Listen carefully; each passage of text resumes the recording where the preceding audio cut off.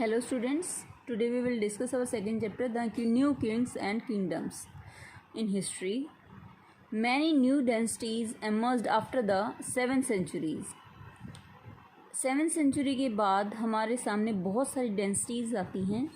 Map 1 आपको show करेगा that major ruling densities in different parts of the subcontinent. Map के अंदर हमारी मेजर डेंसिटीज़ हैं, जैसे चाहमान्स हैं, गुजर प्रतिहास हैं, परमार्स हैं, पाल्स हैं, राष्ट्रकूटाज हैं, एंड चोलाज हैं, चेराज हैं. सो ये सभी 7 से 12th सेंचुरी के बीच की डेंसिटीज़ हैं. Now emergence of new densities. There are some new densities which came after 7th centuries in front of us. By the 7th century, there were big landlords or warrior chiefs in different regions of the subcontinent. Existing king often acknowledged them as their subordinate or samantas. 7th century से लेकर के हमारे यहाँ पर big landlords होते थे, बड़े बड़े ज़मींदार्स होते थे, वारियर चीफ्स होते थे, जिनको डिफरेंट रीजन्स में सबॉर्डिनेट के नाम से जाना जाता था. इनफैक्ट किंग्स जो उस टाइम पे थे, उनके एक्नॉलेजमेंट में they were the subordinates and samantas. That means they help man. They were expected to bring gifts for their kings और ओवरलॉर्ड्स. इनसे ये एक्सपेक्ट किया जाता था कि वो उनके लिए क्या लेकर के आएंगे, गिफ्ट लेकर के आएंगे, और कई बार उनके लिए किंग्स के लिए हेल्पफुल रहेंगे. वो be present at there courts, वो कोर्ट के अंदर भी प्रेजेंट रहेंगे, and provide them with military support. जब कभी भी राजा को मिलिट्री सपोर्ट की नीड होगी तो सामंताज ही उनकी हेल्प करेंगे. ऐसा उनसे एक्सपेक्ट किया जाता था सामंताज से. एज सामंताज गेन्ड पावर, जैसे ही सामंताज ने पावर गेन की, वेल्थ गेन की, they declared themselves to be Mahasamanta. They himself give the another epithet that they were Mahasamanta और महामंडलेश्वरा. महामंडलेश्वरा और Mahasamantas meaning that the great lord of the circle. Circle that means area, or we can say region, and so on. Sometimes they asserted their independence from their overlords. कई बार ऐसा होता था कि वो अपने overlords that means अपने kings को ये बोल देते थे that we are now independent, we will not support you any more. One such instance, ऐसा ही एक एग्जाम्पल हम कह सकते हैं, was that of the Rashtrakuta. Rashtrakuta के लिए है इन द डेक्कन में हमने देखा था. Initially they were subordinates of the Chalukyas in of Karnataka. In the beginning we can say that Chalukyas were subordinate of in Karnataka. In the mid 8th century, Danti Durga, a Rashtrakuta chief, overthrew his Chalukyas overlord and performed a ritual called Hiranyagarbha.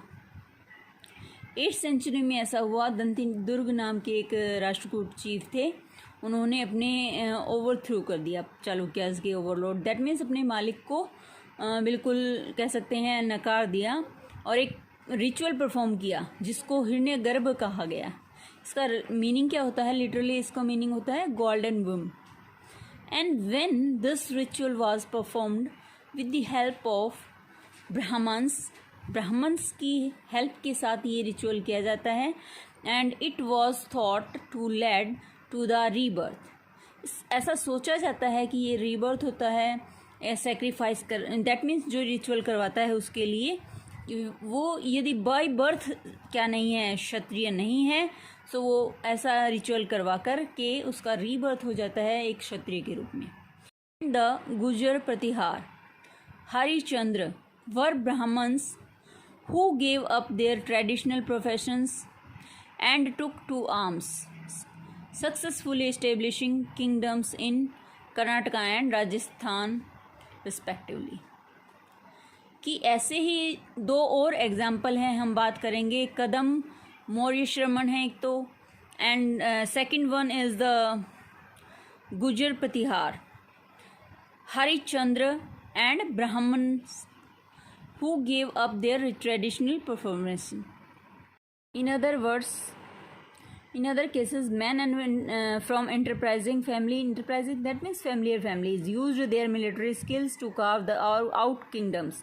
कि उन्होंने अपनी military skills को use किया अपने kingdoms को curve करने में, यानी कि शेप प्रोवाइड करने में. फॉर इंस्टेंस द कदम मौर्य श्रमण and the Gurjar Pratihara Harichandra were Brahmins who give up. ये दोनों ही क्या थे? कदम्ब मौर्य शर्मन और हमारे गुजर प्रतिहार के हरिश्चंद्र जो थे दोनों ब्राह्मण थे. उन्होंने क्या किया? Who gave up there traditional profession. उन्होंने अपने ट्रेडिशनल जो प्रोफेशन था उसको छोड़ दिया. एंड टुक द आर्म्स, हथियार उठा लिए. And successfully establishing kingdom in Karnataka and Rajasthan respectively. Karnataka और राजस्थान में अपने अपने किंगडम्स बनाए. Administration in the kingdoms. Many of these new kingdoms adopted high-sounding titles such as महाराजा धीराज. ऐसे ही बहुत ही सुंदर से, बहुत ही अच्छे सुनने में लग रहे हैं, जैसे महाराजा धीराज. ऐसे ऐसे बड़े बड़े टाइटल्स उन्होंने अपने राजाओं को दिए. Great king, overlords of the kings and the Tribhuvan Chakravardhan. That means lord of 3 worlds. इसको हम क्या कहेंगे? 3 वर्ल्ड्स का मालिक, lord, and so on. However, in spite of such claims, they often shared power with their samantas as well as with associations of peasants, traders and brahmans. कि ऐसे अपनी powers को शेयर करते हुए उन्होंने क्या किया? सामंताज के साथ में एसोसिएशन किया. एसोसिएशन होता है सहयोग देना. किसके साथ में? पीजेंट्स के साथ में. छोटे छोटे जो किसान थे, ट्रेडर्स, व्यापारी थे, ब्राह्मण्स थे, उनके साथ में.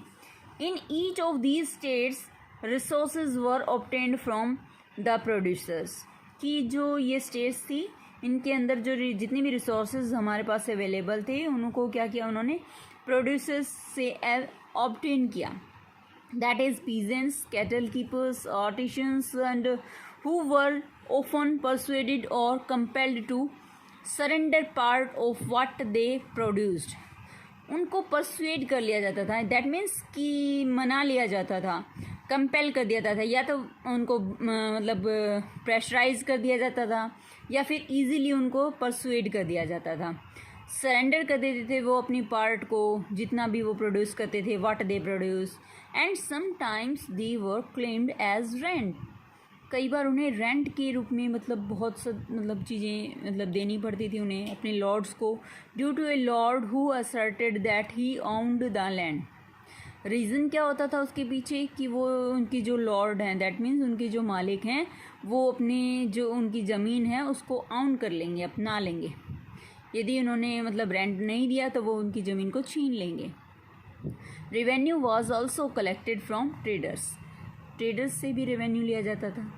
Revenue, that means tax. These resources were used to finance the king's establishment. अब जी ये रिसोर्सेज थी वो यूज़ की जाती थी फाइनेंस के रूप में. फाइनेंस होता है जैसे situation to get money, how they will get money, that they do different works to gain the money for financial kingdoms and king's establishment as well as for the construction of temples and forts. हम कह सकते हैं कि जो construction है temples का, forts का, वो सभी भी इसी के अंदर इंक्लूड है. They were also used to fight wars which were in turn expected to lead to the acquisition of wealth in the form of plunder and access to land as well as trade routes. अब यहाँ पर ये कहेंगे जो भी कि peasant से सामान लिया जाता था या फिर हम कहें टैक्स के रूप में, जो रेवेन्यू के रूप में हम जो इकट्ठा करते थे, वो सभी रिसोर्सेज का इस्तेमाल किस में होता था? या तो किंग को इस्टेब्लिश करने में होता था, या फिर हम कह सकते हैं कि कंस्ट्रक्शन में यूज़ हो जाता था टेम्पल्स के एंड फोर्ट्स के. And they were also use to fight wars. और ये सभी पैसा फाइट करने के लिए भी यूज़ किया जाता था. Which were the in term expected to lead to the acquisition of wealth in the form of plunder and access to land as well as trade routes. कि ट्रेड रूट्स में भी, लैंड्स के लिए भी, और फिर कहेंगे हम प्लंडर यानी कि धोखाधड़ी से भी वो ऐसा एक्विजिशन करते थे. And the functionaries for collecting revenue were generally recruited from influential families, कि जो फंक्शनरीज क्या क्या काम किया जाता था कलेक्शन के लिए, रेवेन्यू के, वो जनरली रिक्रूट किया जाता था, उसके लिए रिक्रूटेड किया जाता था लोगों को, यानी कि काम पर रखा जाता था फ्रॉम इन्फ्लुएंशियल फैमिलीज़, और ये सभी influential that means rich family से बिलोंग करते थे। And positions were often hereditary, और जितने भी ये मतलब जो ये पोस्ट थी ये क्या होती थी, हेरिडेटरी होती थी। वह हेरिडेटरी होती है बेटा जब father to son posted. And this was true about the army as well, और ऐसा ही आर्मी के लिए भी रूल था। In many cases close relative of the king held these positions, बहुत से ऐसे केसेस थे जिनमें सिर्फ किंग के ही जो रिलेटिव्स हम कहेंगे बड़ी बड़ी पोजीशंस पर होते थे। Okay, we will read the next part of the chapter in the next video. Thank you, have a nice day बेटा।